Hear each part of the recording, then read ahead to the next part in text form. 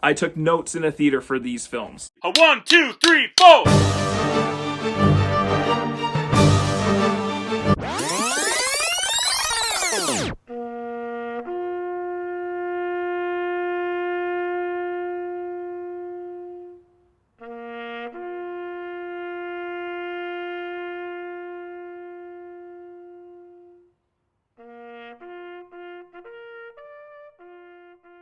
This movie is so incredible. Hey everyone, welcome back to Mr. T's Film Preach, and today we are talking about the movie 1917. 1917 is a war suspense drama film set in World War I in France during the Great War and during the trench warfare and no man's land, the whole conflict between the British and Allied forces against the German forces. It's been such a long time since we've seen a really great World War I film. You know, I think of films like Passchendaele. Even Passchendaele is kind of more, there's a big love story involved in it. This is a full experience of trench warfare, being in no man's land, going across into enemy territory, really seeing the mud and filth and dirt that was that warfare. And it was depicted so realistically in this film. Amazing art concept and set pieces. It felt like we were there with them in that time period, and they really transported you. This movie was directed by Sam Mendes, who is one of the best filmmakers out there. It did American Beauty, Road to Perdition. I love that movie. Revolutionary Road with Kate Winslet and Leonardo DiCaprio. Married to Kate Winslet too, Sam Mendes. James Bond, both Spectre and the much superior Skyfall. Skyfall is still one of my favorite Bond films of all time. Great art films, but also very entertaining films. And if you look at all of Sam Mendes' work, all his movies have some sort of poetry to him, visually, emotionally. He has such a great eye and a great romantic side, but also he contrasts that a lot of times with violence, hard acts of violence, whether it's a war film like this, like 1917, or with something a little bit more suburban with American Beauty, more of a gangster flick with Road to Perdition. He has these violent scenes that contrast these moments of beauty and these moments of finding beauty in the world and in humans and in nature. And wonderful filmmaker, very compassionate and very raw at times too. 1917 is maybe the best he's ever done. This is the peak of his work. I don't know how he is going to ever outdo this film. This movie is a gigantic feat in filmmaking.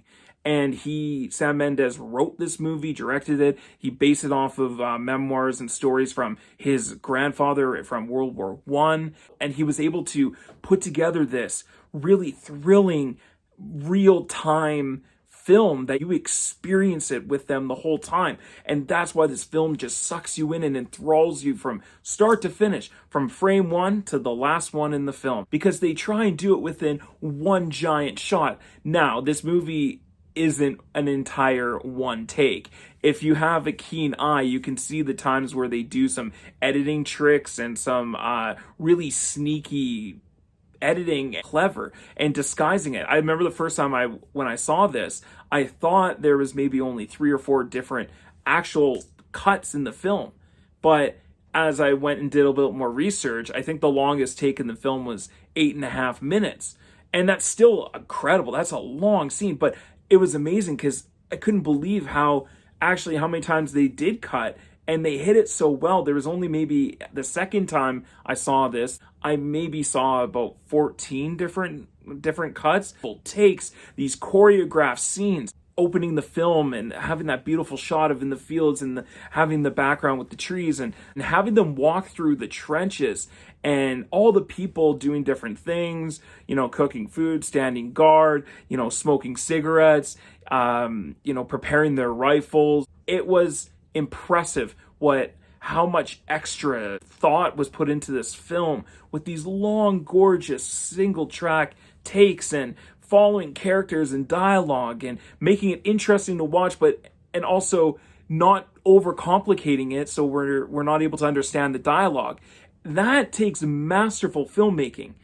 and such dedication. I can't even understand the rehearsal time that they put into this movie. It messes up, even one little person's in the wrong place and they miss the cue, they have to go back and restart all over again. That's so hard to pull off.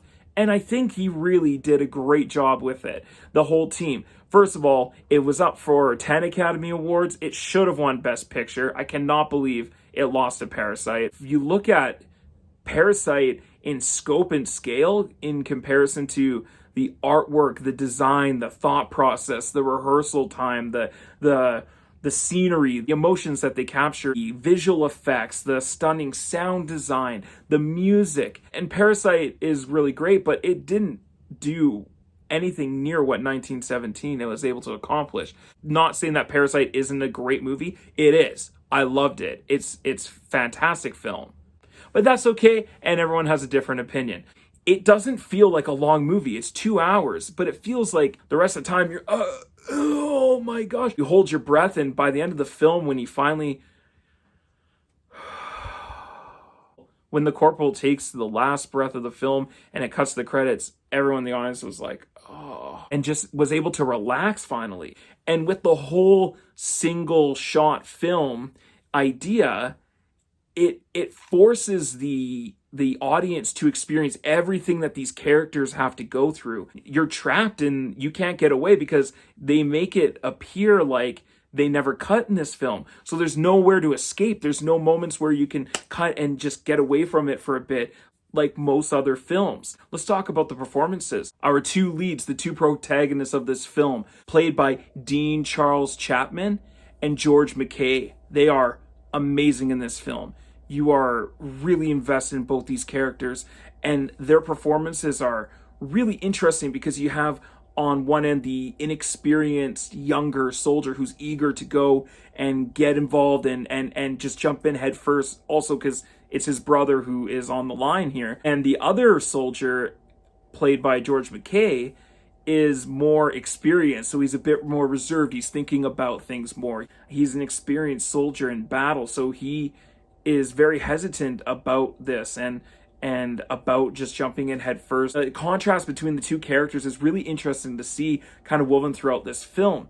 And boy, the things that they have to go through and the situations and the scenarios that come about in order to accomplish this mission is just amazing. I love these two actors in these parts. It was so great to see so many different big name actors in these random, 2 to 5 minute bit cameo parts, and then they were gone from the film, just like it would be in real life and real war. So it's really cool to see like Colin Firth at the beginning of the film giving them their mission, and then running into Andrew Scott, getting them to the front line to go into no man's land, to get into the German territory. Mark Strong, and picking him up after when the Lance Corporal's best friend passes away, and Mark Strong finds him and gets him to where he needs to go to find the D Company to warn them. And then in the D Company, when he finally gets to Colonel Mackenzie, who's played by none other than Benedict Cumberbatch.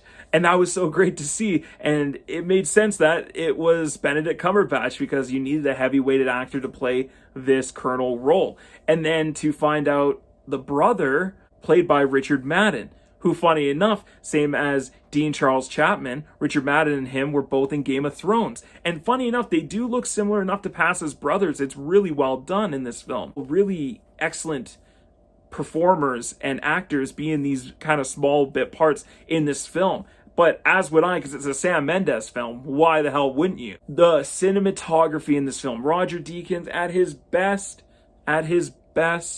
Thank you, Sir Roger, for your beautiful artwork over the last, 30, 40, 50, I don't know how long he's been in Hollywood. And 1917 is maybe his best work. I would have to really go and watch a lot of his other films and go back and re-see them. And maybe I'll do that one time. Just watch how they film the scenes, the camera work, the camera movement. My respect to you, lovely artists. The action scenes are amazing. You can see why Sam Mendes directed Jarhead and Road to Perdition and James Bond. He has a very visual appeal. Through his lens, his action looks so great and raw and real. I love that about his films. The script is really well done, really beautifully written. both poetically, visually, emotionally, character wise, story wise. It's just so well written. You really get to see great character arcs, you get to experience what these characters are feeling and going through. But there is something about this script that was a bit predictable, was when you knew that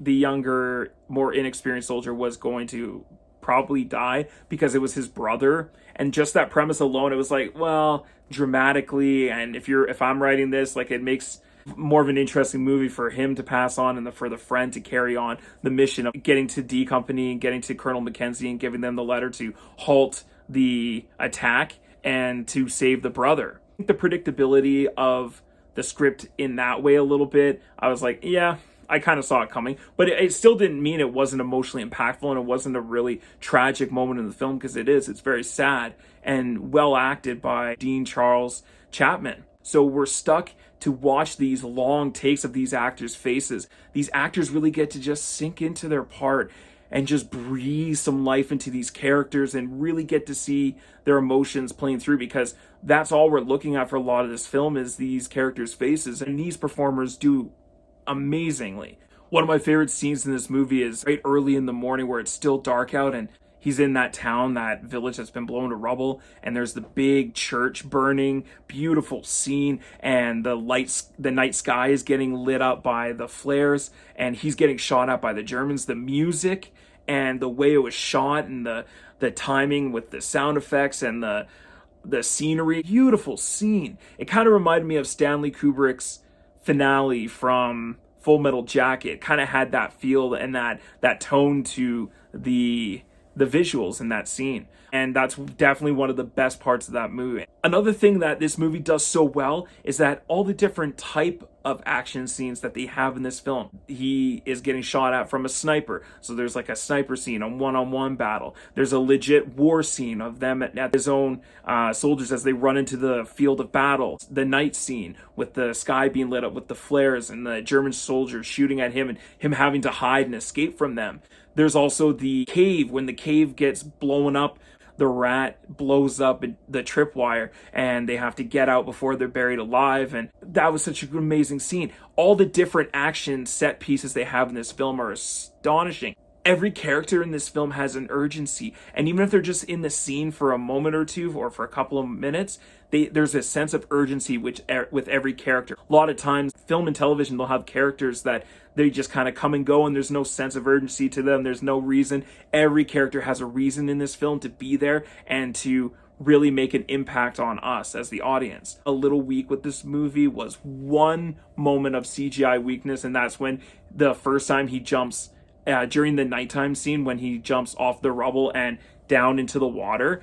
You could tell that there was some big CGI there that was used, and that they cut there as well. Love the beauty that they show in this film too, from the moments of them sitting quietly looking into the field, him in the water and falling asleep because he's so tired, and waking up, and then the cherry blossoms from the cherry trees having such significance with his conversation with his friend earlier in the film, and then in the water when he's laying there and he's so tired, he's falling asleep and he's almost given up, and he sees the cherry blossoms, and it reminds him of what he's doing and his mission that he still has to complete. The song that was being sung in the forest of the soldiers of the company that has been looking for. Going there to see my father.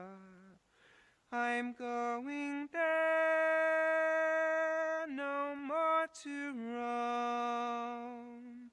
Beautiful scene and such a great moment of stillness. And Benedict Cumberbatch says, "Now, Corporal," after he just saved everyone, made it a big heroic moment. There's so much foreshadowing in this movie if you pay attention, and it's such a great sort of circle comeback to near the end. You know, they show foreshadowing with the plane at the beginning. They see the planes overhead, and that becomes a really big moment halfway through the film when it crashes and it destroys one of our characters. Mark Strong says, make sure you have witnesses, because some soldiers just want the fight. And Benedict Cumberbatch was going to be that soldier that was going to go into battle no matter what, because they had them on the run finally. That was a real tactic that the Germans used in World War I. And that was a real operation where they would pull out, get the Allies to come in and think that they were running and then attack them and just totally wipe them out. Some great acting by Richard Madden at the end, finding out his brother died. I wish they had stayed a little bit longer on his face and seeing his reaction a bit more, but I guess that's not really the point of this story. This isn't his story, it's Lance Corporal Will's story. So that was just something that I would have preferred. The scene of the Lance Corporal running across that field of battle, and his own men are running opposite to him and he's getting hit by them and they're running into him and colliding to him.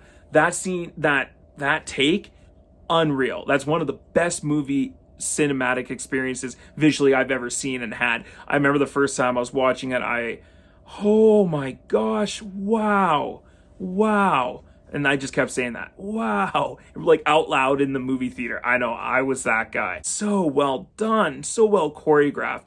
Bravo to that team. That must have been one hell of a take. The pacing, it keeps you there the entire time. You never feel like you actually get a breath, a moment to breathe. I mean, it's hard to really find something that I don't like about this film. And now that I've seen it twice in theaters, I've just come to appreciate it as the art piece that it is. And I truly think it's a modern masterpiece in filmmaking. I mean, I'm also a sucker for World War I, World War II films. That's what I've studied in school and university. I teach that. That is my favorite topic, is World War I, World War II, and the impact that it's had. And so whenever they make a great version or a great film of that, paying homage to those troops, for those soldiers and those people in service who sacrificed their lives to serve us and future generations for freedom, it doesn't get much better than that. And I take that very seriously. I know with even my students on Remembrance Day and like in the ceremonies, and whether it's junior high or high school students, like I'm really strict about having that respect and paying homage to that, because we've never had to experience that ourselves, and that's because of those past generations, and we need to show them that respect. I also have a grandfather, a great uncle, a couple of uncles served both in World War I and World War II, so I do have a personal connection to it. I have a couple of different friends who have served, and hearing their stories and the things that they've seen and had to go through, oh man, nothing but the utmost respect for people who have served in the military, in peacekeeping operations, and all those other services. I mean, it's a beautiful film, even with the book ending. They end it how it began, with him sitting in the field next to a tree, looking in the distance, and taking a breath and closing his eyes.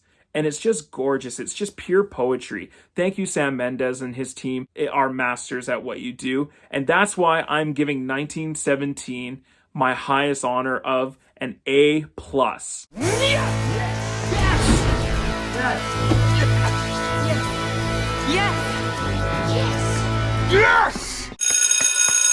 Bravo.